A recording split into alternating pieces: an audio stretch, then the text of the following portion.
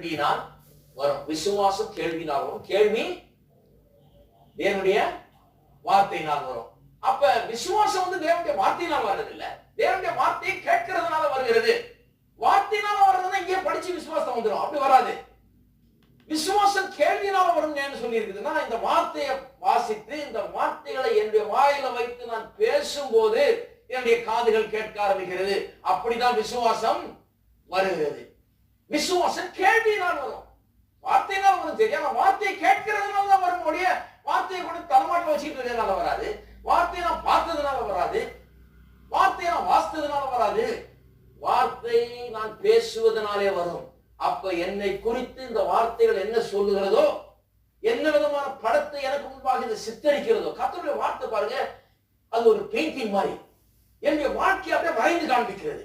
என்னுடைய வாழ்க்கை எப்படி இருக்க வேண்டும், என்னவா இருக்க வேண்டும், என்னுடைய ஆவிக்குரிய